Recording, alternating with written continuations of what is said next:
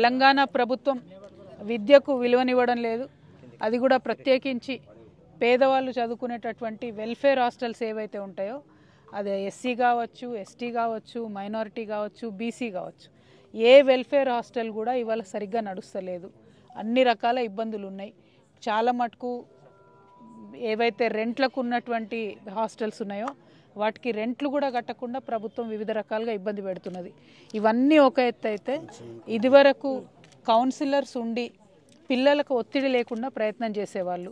ఇప్పుడు ఆ పిల్లలకు ఒత్తిడి ఎక్కువయ్యి ఈ 2 సంవత్సరాలలో దాదాపుగా 100 మంది పిల్లల పైచిలకు సూసైడ్ చేసుకునేటటువంటి విషయాలు చూసినాం.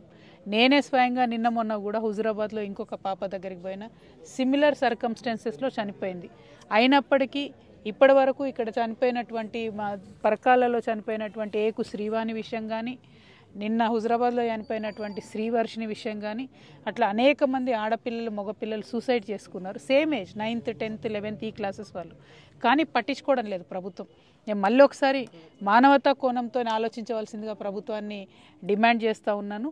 సత్వరమే డీజీపీ గారిని నేను డిమాండ్ చేస్తున్నాను. మీరు కొంచెం సీరియస్గా ఎంక్వైరీ చేయండి. కారణం ఎవరో కనుక్కోండి. సస్పెండ్ చేస్తారా, పక్కకు పెడతారా, ఒక భయం అయితే ఉండాలి ఖచ్చితంగా. మరొకవేళ ఉపాధ్యాయులకు పని ఒత్తిడి ఎక్కువైతే దానికి ఒక మార్గం కనిపెట్టండి. ఏదో ఒకటి చేయండి. కానీ ఈ పాపలు ఎందుకు చనిపోతున్నారు, ఈ పిల్లలు ఎందుకు ఇట్లా ఆత్మహత్యలు చేసుకుంటున్నారు అన్న విషయం ఖచ్చితంగా తెలుసుకోవాలి. వీళ్ళు మన తెలంగాణ భవిష్యత్తు. దీని మీద ప్రభుత్వం సీరియస్గా ఆలోచన చేయాల్సింది కోరుతా ఉన్నాం.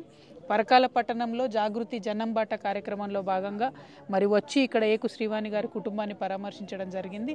ఇదివరకే చెప్పినాం 3 నెలల క్రితం ఎప్పుడైతే ఈ పాప అన్ఫార్చునేట్లీ చనిపోయిందో ఆనాడే చెప్పినాం జాగృతి మేము ఫాలోఅప్ చేస్తాము అమ్మాయి గురించి అని చెప్పి. ఈరోజు మళ్ళీ కుటుంబం వద్దకు వచ్చాం.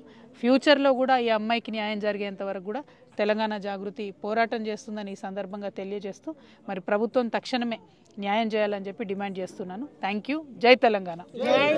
Local to global news at your finger tips. మీ చేతిలో ఒక ఆయుధం.